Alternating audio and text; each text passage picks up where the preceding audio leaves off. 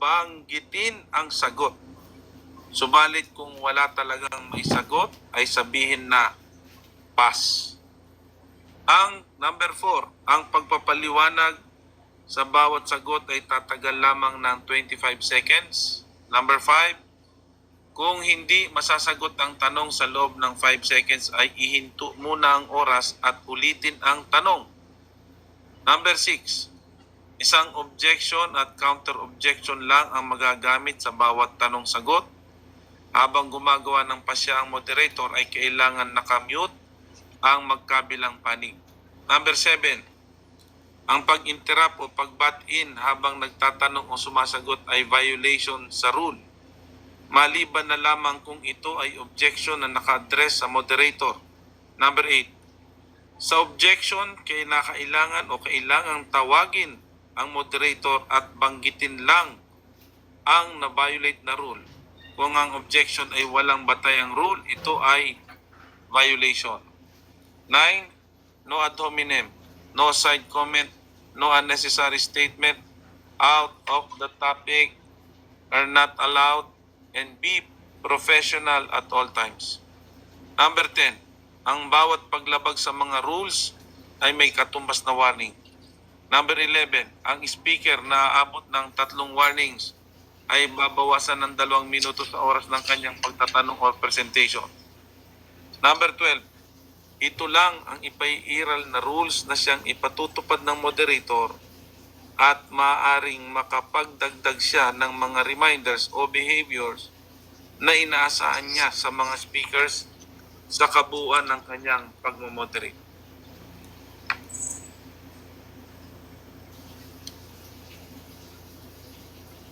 Moderator, take it away. Ayan, so Mr. Paul ng RCC versus People of the Philippines, sinasang-ayunan mo ba yung rules na binanggit sa TikTok na ito? Aprobado bro, aprobado. And Mr. Hanzo ng INC versus People of the Philippines, sinasang-ayunan mo ba ang rules na binanggit? Opo, sang-ayon po. Ayan, dyan na po magsisimula ang ating, dahil sinang-ayunan na ng 2 panig, dyan na magsisimula ang ating bakbakan po na dito po sa Shield, Kalasag ng Pananampalataya. Pero bago yan, bibigyan natin ng 1 minuto para sa pagpapakilala ng, ng kanyang sarili, si Mr. Paul ng 1 minuto. Kuya Paul, your time starts now. Magandang gabi sa lahat. Kaya nagpapasalamat na una sa Panginoon sa panahon na ibinigay sa atin upang ating ma-discuss, mag-discussionan ang ating topic ngayon. Patutunayan ko na Diyos si Kristo, o tunay na Diyos si Kristo. Ako ay nagpapasalamat sa Shield platform at sa ating katunggali ngayong gabi si Bro Hanzo, no? Sa aking instructor si Sis Cassie, andyan si Sis Cassie. Siya mismo, no, ang dito para mapag-debate. This is my first official debate here on TikTok. So, maraming salamat at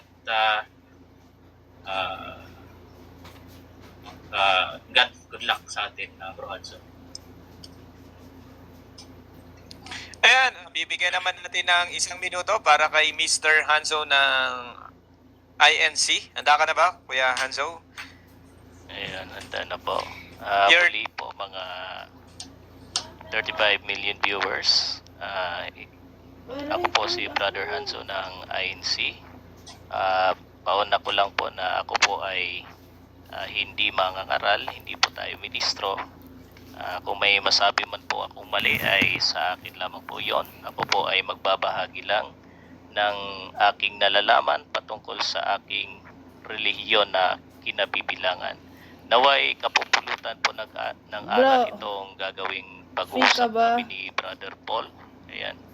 At sana ay maging maayos po ang aming pag-uusap at naway patuloy po na Marami akong support tanong sa yung kanila. mga Through kapatid One namin Church, na True nasa Church. baba. Ayan, maraming Pagdalito salamat po ng at good luck Iglesia. sa atin, Brother Paul. 4, Felix Malaluang. Ayan, dyan po wawakas yung kanilang Hindi isang nila yan minutong masasagot. kanilang presentation para sa kanilang sarili. Dako na tayo ngayon sa bakbakan ng dalawang panig na ang paksa ay patutunayan ko na ang Panginoong Hesukristo ay tunay na Diyos. Bibigyan natin ng 10 minuto si Kuya Paul para sa kanyang presentation. Handa ka na ba, Kuya Paul? Kaya kanila tinatakot. Okay na bro. And your time starts now. Magandang gabi, magandang Yung umaga. singkat eh. Magandang gabi. Ako po ay representante ng RCC. At, sabi nga ni St. Cyril of Alexandria, sabi niya, I am not Catholic if I cannot defend my faith. So, this is my first official debate at responsibilidad po natin, no? Na depensahan at i-prove kung ano ang ating pananampalataya, kung ano yung ating paniniwala. Okay. So, maliwanag, no? Ang mga propesiya sa Old Testament na Diyos ang magtatanggol at magliligtas ng sanlibutan. Kaya sa libro ng Isaías 35, 4 hanggang 6, Pare ito, ko ako. ito ang nakasulat. Yung Ito ang sabihin sa pinanghihinaan ng loob. Darating na ang Diyos at ililigtas ka sa mga kaaway. Ang mga bulag ay makakita at makakarinig ang mga bingi. Ang mga pilay ay lulundag na parang pusa. So, take note, ang tinutukoy po dito na darating ay ang Diyos. So, sa papaanong paraan, matukoy natin kung sino ang paparating na Diyos. Sino ang darating na Diyos. Okay. So, dito sa New Testament, sa Mateo 11, 3 hanggang 4, dito sa translation ng ESD.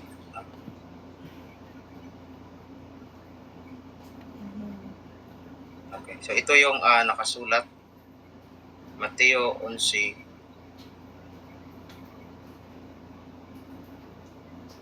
ayan, 3 hanggang 4. So, para sisimulan na lang ako sa dos, no, para mas lalong maintindihan. So habang nasa bilangguan si Juan na tagapagbautismo, nabalitaan niya ang mga ginagawa ng Mesiyas. Kaya inutusan niya ang kanyang mga alagad para tanungin siya, kayo na po ba ang inaasahan naming darating o maghihintay pa kami ng iba? So dito, tinanong si Panginoong Hesukristo kung siya na ba ang inaasahan naming darating. Take note doon sa una nating binasa sa Isaías, ang darating ay ang Diyos. So dito sa 4, sumagot si Jesus sa kanila, bumalik kayo kay Juan at sabihin sa kanya ang narinig at nakita ninyo. Nakakakita ang mga bulag, nakakalakad ang mga lumpo, gumagaling ang mga may malubhang sakit sa balat, at nakakarinig ang mga bingi. Muling nabubuhay ang mga patay at pinangangaral sa mga mahihirap ang magandang balita. So malinaw na malinaw, this is the confirmation of what has been prophesied in the book of Isaiah 35, 4 to 6. No? So kinonfirm ni Jesus Christ na siya ang paparating, no? Dahil in verse 5, sinabi niya mismo na nakakarinig na ang mga bingi, no? Nakakita na ang mga bulag, nakakalakad na ang mga lumpo. So malinaw na malinaw, ang Diyos na paparating ay tumutukoy mismo kay Panginoong Hesukristo. Sa libro ng the same, no, na libro sa Isaiah 43:11 sa World English Bible. Ito ang nakasulat. I myself am Yahweh. Besides me, there is no Savior. So, sa Tagalog, no, ako mismo, no, ang Panginoon. Maliban sa akin, wala nang ibang tagapagligtas. So, sa Isaiah 43:11. So, paano magkakaroon pa tayo ng ibang tagapagligtas kung mismo si Yahweh, sinasabi niya, siya mismo, no, sa ibang translation, I alone, no, is the Savior. So, siya mismo ang tagapagligtas. No? Mababasa doon sa New Testament sa Tito 2:13. Ito ang nakasulat. Habang hinihintay natin ang napakagandang pag-asa na walang iba kundi ang maluwalhating pagbabalik ng ating dakilang Diyos at tagapagligtas na si Jesucristo. So malinaw na malinaw ang tinutukoy ditong dakilang Diyos at tagapagligtas na magbabalik, walang iba kundi si Panginoon Jesucristo. Okay. So dadako naman ako sa aking mga referensya. Siyempre, meron akong Catechism of the Catholic Church, which is isa ito sa mga pundasyon ng aming paniniwala. Dito sa paragraph 480. 480. Jesus Christ is true God and true man in the unity of his divine person.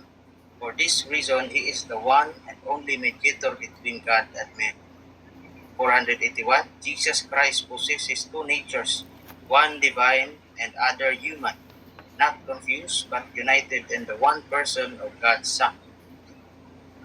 Christ, being true God and true man, has a human intellect and will, perfectly atoned and subject to his divine intellect and divine will, which he has in common with the Father and the Holy Spirit. Paragraph 483. The Incarnation is therefore the mystery of the wonderful union of the divine and human natures in the one person of the Word. No? So malinaw na malinaw, tinutukoy dito ang si Panginoong Jesucristo, tunay na Diyos at tunay na tao. Ngunit ang aking tema ngayon, ang aking patutunayan, ay si Kristo ay Diyos. No? So ako po ay nag-i-expect na siya ay gagamit ng mga talatang pangontra na nagpapatunay na si Kristo ay hindi Diyos. Kasi aking itinindig ngayon na si Kristo ay Diyos. No? At kami ay naniwala rin na si Kristo ay tunay na tao. Kung ang gagamitin niya ay mga talata na nagpapatunay lamang na si Kristo ay tao, hindi kami pangontra doon sa gagamitin niya. At hindi yun, no? Hindi madidibang using the verse na nagpapatunay na si Kristo ay tao. No? Sapagkat kami ay naniniwala din kami na si Kristo ay tao. Tunay na tao at tunay na Diyos. Aking binasa. Dito naman sa libro, no, sa isang protestante na si Martin Luther, sa libro ni Drew Blankman, Righteous Faith. Page 26, ito yung nakasulat. Christ must needs be true God, seeing he through himself fulfilled and overcame the law. For most certain it is that no one else could have vanquished the law, angel or human creature, but Christ only, so that it cannot hurt those that believe in him. Therefore, most certainly he is the Son of God and natural God. Linaw na malinaw sa isang protestante, no, o siya mga protestante. Tumiwalak po rin the 1 minute. si Martin Luther. Uulitin ko sa mga ginamit kong talata kanina sa Isaías, no? Ang paparating na Diyos ay walang iba kundi si Panginoon Jesucristo. Ang yun ay na-fulfill doon mismo sa pagpapatibay ko sa ginamit kong talata sa Mateo 11:3 hanggang 4. At ginamit ko rin ang CCC at ang libro ni Martin Luther. Hindi, ito ay kay Drew Blankman about ni Martin Luther, Righteous Faith. So yun lang. I-wave ko na yung principal. Ayun, i-wave na yung ating time. So, shoutout po sa mga 32 million viewers po natin. Muli po pakitap and share yung ating live. Kuya Hanzo, handa ka na ba para sa 5 minutong tanungan? 5 minutes, right? Or 8 minutes? 5 minutes lang po. 5 minutes. Hindi siya sa oras. Okay, your time starts... Wait. Wala pa lang 25 seconds, sorry. Sorry. Pakita yung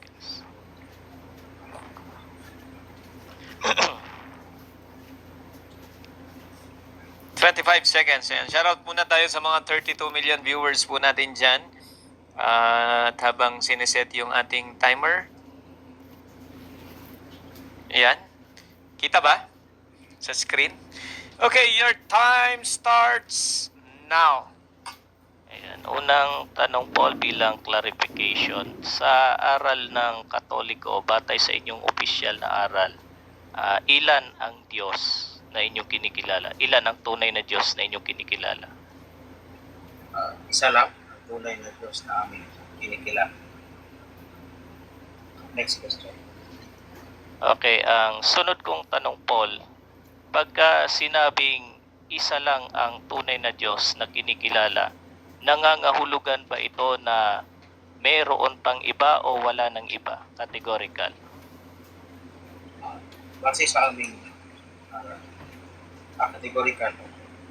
So, ang sagot ko, wala nang iba. Yung isang Diyos lang. Pero sa aming paniniwala, ang iisang Diyos ay may tatlong persona. Isa dyan ay ang second person of the Trinity na si Panginoon Jesucristo. Na siyang topic natin. Okay, sunod na tanong. Maliban ba kay Kristo ay wala na kayong ibang Diyos na kinikilala? Yes or no? Kung ang tinutukoy mo ay si Panginoong yes or no. Objection muna. Yes or no lang muna, Paul. Yes, what is your objection? Ang objection ko po, ang tanong ko sa kanya, kung wala ng ibang Diyos maliban doon sa iisang tunay na Diyos na kanilang kinikilala, mayroon pa bang ibang tunay na Diyos? May Maliban- counter objection ba, Kuya Paul? Wala naman? Okay, pakisagot na lang yung tanong. I-reset natin yung time mo. In 3, 2, 1. Yes. Yes ang sagot ko. Dahil unang-una, si Panginoong Jesucristo, siya ay ang second person of the Trinity. Pero iisa lang silang Diyos. Hindi mo pwedeng bilangin yung Diyos kasi unang-una, ang Diyos ay kumbaga iba yung thoughts, no? At iba yung Diyos. Time. Next question. Okay. Next question. Si Kristo ba ay mayroong kinikilalang Diyos? Yes or no? Yes, pero kinikilala sa Kristo sa Diyos. Yun yung Ama. Yun yung Ama. Kinikilala. Okay, Next question. Ang kinikilalang Diyos ni Kristo ay tunay na Diyos o hindi tunay na Diyos? Tunay na Diyos ang kinikilala ni Kristo. Pero hindi lang mismo yung Ama. Ama, Anak, at Espiritu Santo kabilang. Next question. Okay, next question. Sabi mo, tunay na Diyos ang Ama. Sabi mo naman kanina, wala nang ibang tunay na Diyos maliban kay Kristo. Alin sa dalawa mong sagot na magkaiba ang mali? Yung wala nang ibang tunay na Diyos maliban kay Kristo o tunay na Diyos din ang Ama? Alin doon ang mali? Walang mali. Walang mali doon sa dalawang sinabi ko. Dahil doon mismo kay Kristo, nandun mismo din yung Ama. Kung ano yung ama, ganun din mismo yung anak. Ang ama at ang anak ay Out isa. of Yan, Peter. Christology. Okay. Next question. Okay, next question. Susundan kita sa sinabi mong ang ama at ang anak ay iisa. Pagka sinabing ang ama at ang anak ay iisa, magkasama ba silang lagi? Hindi mo ba sila pwedeng paghiwalayin o pwede mo silang paghiwalayin? Hindi pwedeng paghihiwalayin. Magkasama sila lagi kung saan mismo yung anak, andun mismo yung ama. No? Dahil ang Diyos ay omnipresent. Kaya niyang kahit present ang Diyos. Next question. Saan yung anak? Okay. Andun mismo din yung anak. Okay, next question. Sabi mo hindi sila pwedeng paghiwalayin. Sa makatwid noong si Kristo ay ipako sa krus, kasamang napako doon ang ama kasi hindi sila pwedeng paghiwalayin? Yes or no? No, hindi kasamang napako ang ama. Dahil una-una, ang ama, ang second person of the Trinity, si Kristo lang. No? So, ang napako si Panginoong Kristo dahil ang ama hindi siya nagkatawang tao. Ang nagkatawang tao na ipinako si Panginoong Kristo lang. Paano mo ipapako yung ama? Diba? Next question. Next question. So kung hindi kasamang naipako ang ama, Time. Pasensya na po, medyo uminit yung ating bakbakan for today's vlog. Ayan, natapos na po yung first presentation at first cross-exam ni Kuya Paul at ni Kuya Hanzo. Dako naman tayo sa first presentation naman ni Kuya Hanzo ng INC. Handa ka na ba, Kuya Hanzo, para sa yung 10 minutes na presentation? Ayan, handa na po. Ayan, at ang programang ito ay hatid pa rin sa inyo ng Family Rubbing Alcohol. Hindi lang pang pamilya, pang sports pa. Your time starts now. Ayun. Magandang gabi po sa 40 million viewers. Gaya nga po ng sabi ko kanina, hindi tayo mangangaral. Tayo ay masiglang kaanib lang sa loob ng Iglesia ni Cristo.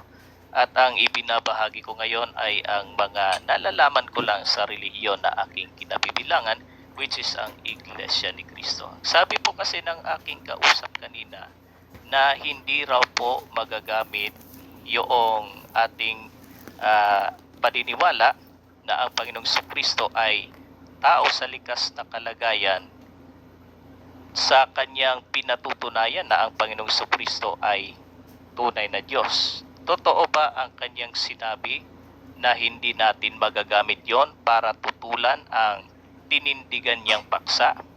Alamin natin. Dito sa bilang 23 at 19, ganito po ang sabi mga kapatid. No, bilang 23 at 19. Ang sabi dito, ayan, ang Diyos ay hindi tao na magsisinungaling, ni anak ng tao na magsisisi. Ano daw ang Diyos? Ayon sa binasa nating talata, ang Diyos ay hindi tao. Ang Diyos ay hindi rin anak ng tao. Ang tanong, ang Panginoong Hesukristo ba, tulad ng sinabi sa Biblia na hindi siya tao? Napakaraming talata nagsasabi na ang Panginoong Hesukristo ay tao. 1:8:40, sabi mismo ni Kristo, ako'y taong sa inyo'y nagsaysay ng katotohanan na aking narinig sa Diyos. Sabi ni Apostol Pablo, taong tagapamagitan ang Panginoong Hesukristo. Sabi ni Apostol Pedro, taong pinatunayan ng Diyos ang ating Panginoong Hesukristo. Kaya maliwanag na ang Panginoong Hesukristo ay tao. Ang sabi sa Biblia, ang Diyos ay hindi tao. Ang ating Panginoong Hesukristo ba hindi anak ng tao? Dito sa Marcos 8 at 38, sapagkat ang sino mang magmakahiya sa akin at sa aking mga salita sa lahing ito na mapangalunya at makasalanan, ay ikakahiya rin naman siya ng anak ng tao pagparito niyang nasa kaluwalhatian ng kanyang ama. Sino po ang tinutukoy sa talata na anak ng tao na paririto taglay ang kaluwalhatian ng kanyang ama? Walang iba kundi ang Panginoong Hesukristo. Sa makatwid, ang Panginoong Hesukristo hindi ang Diyos, sapagkat ang Diyos ay hindi tao, hindi rin anak ng tao. Ngayon, dadako naman tayo sa isa pa niyang sinabi na walang ibang tagapagligtas maliban kay Yahweh. Hindi tayo tutol na talagang sinabi yon ng Biblia. Hindi tayo tutol na talagang nasa Biblia yon na walang ibang tagapagligtas kundi si Yahweh. Kaya lang, bakit ang Panginoong Hesukristo tagapagligtas rin? Ibig ba sabihin nun ay siya ay Diyos? Pakinggan natin itong nakasulat sa Gawa 5 at 31. Siya ay pinadakila ng Diyos ng kanyang kanang kamay upang maging prinsipe at tagapagligtas, upang magbigay ng pagsisisi sa Israel at kapatawaran ng mga kasalanan. Bakit tagapagligtas din ang Panginoong Hesukristo? Sabi sa talata, siya'y pinadakila ng Diyos. Hindi si Kristo ang Diyos na nagpadakila, kundi siya ay siya ay pinadakila ng Diyos upang maging upang maging prinsipe at tagapagligtas. Sa makatwid, kaya tagapagligtas si Kristo, ginawa siyang tagapagligtas. Ano pang dahilan? Kaya ang ating Panginoong Hesukristo ay tagapagligtas din. Tadio 1 at 25. Sa iisang Diyos na ating tagapagligtas sa pamamagitan ni Hesukristo na ating Panginoon. Bakit tagapagligtas din ang Panginoong Hesukristo? Ano pang dahilan? Ang sabi sa talata, sa iisang Diyos na ating tagapagligtas. Ang tunay na Diyos, talagang siya ang tagapagligtas. Pero, ano ba sabi sa Biblia? Sa pamamagitan, merong kasangkapan sa pagliligtas. Sino yon? Sa pamamagitan ni Hesukristo na ating Panginoon. Kaya yung argumento patungkol sa ang ating Panginoong Hesukristo ay tagapagligtas, kaya Diyos siya, hindi po pwedeng magamit yon. Bakit? Sapagkat ang Panginoong Hesukristo, siya ay ginamit lang na kasangkapan sa pagliligtas. Kung tatanggapin natin si Kristo ay Diyos dahil siya ay tagapagligtas, ano ba ano bang lilitaw na masamang ibubungan nun? Darami ang Diyos. Bakit? Sabi sa 23 ng Tadio, at ang iba'y inyong iligtas na agawin ninyo sa apoy. Pagka sinabing inyong o ninyo, kaunti o marami? Marami yan, more than one yan. Lilitaw, more than one yung Diyos mo. Kasi merong iba pang kakasangkapanin sa pagliligtas. Ngayon, dako naman tayo sa ating argumento. Ayan, sapagkat napatunayan natin hindi mapanghahawakan na como sinabi nila na tao din ang Panginoong Kristo, pinaniniwalaan din nila yun. Hindi daw natin magagamit. Nagkakamali po ang ating kausap sapagkat nagamit natin yon. Pinatunayan na Biblia, ang Diyos hindi tao, hindi rin anak ng tao. Sabi sa Biblia, ang ating Panginoong Kristo, tagapagligtas, siya ay ginawang tagapagligtas, pinadakila siya ng Diyos. Kakasangkapanin siya ng Diyos sa pagliligtas, at ang totoo, hindi lang Panginoong Kristo ang kakasangkapanin, meron pang iba. Sabi doon, ang iba'y inyong iligtas na agawin ninyo sa apoy. Ano pa ang katunayan na hindi Diyos ang Panginoong Hesukristo? Ano ba ang likas na kalagayan ng tunay na Diyos? Sa Juan 4:24, ang Diyos ay Espiritu. Ano ang likas na kalagayan ng tunay na Diyos?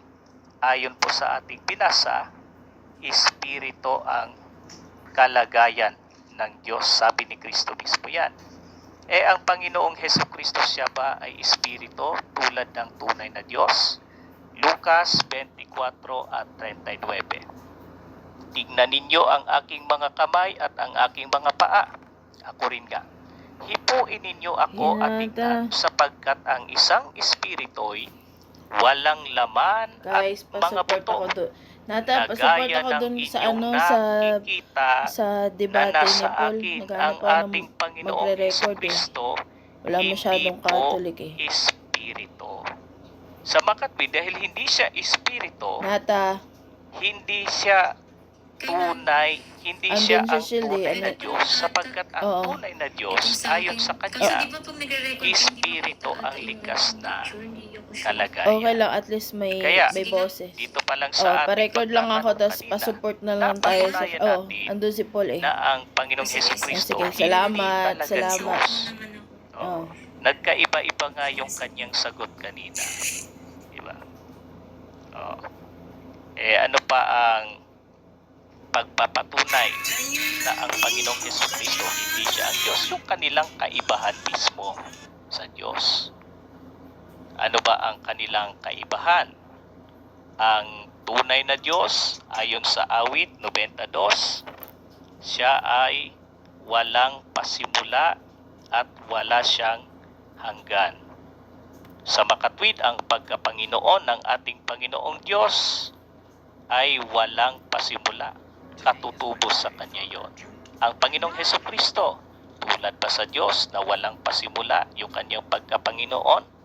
Gawa 2:36, pakatalastasin nga ng buong angkan ni Israel na ginawa ng Diyos na Panginoon at Kristo itong si Jesus. Time. Yung ipapakita. Ayun na po. Ayan, shoutout po muli sa mga 35 million viewers po natin ngayon. At tapos na yung first presentation ni Kuya Hanzo. Ayan, babati muna tayo sa mga 36 million viewers po natin ngayon habang